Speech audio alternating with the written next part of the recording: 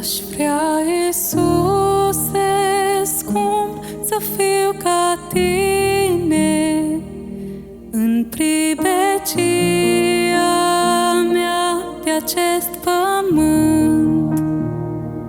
De atâtea ori când grea ispită vine, s-o biruiesc prin sfântul Tău cuvânt.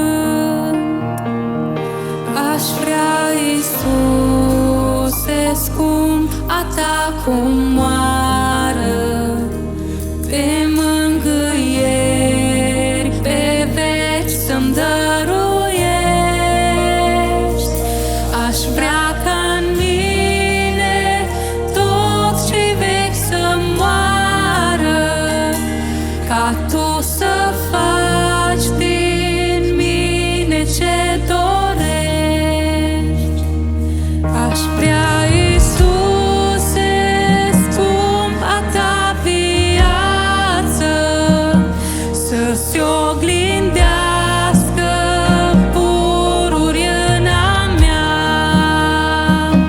și să dispară negura de ceață ce împiedică să văd mărirea Ta.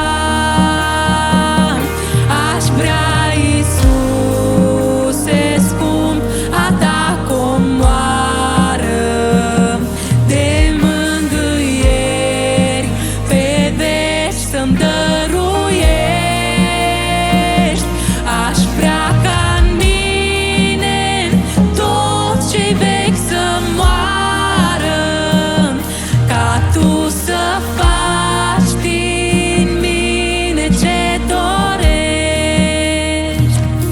Și câte n-aș mai vrea, o scump Iisuse, în pribegia mea de acest pământ.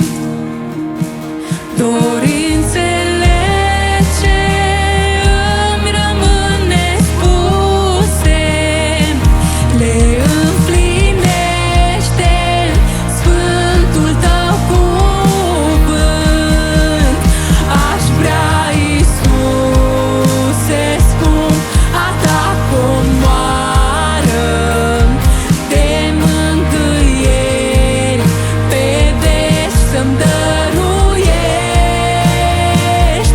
Aș vrea ca în mine toți cei vechi să moară, ca Tu să faci din mine ce dorești.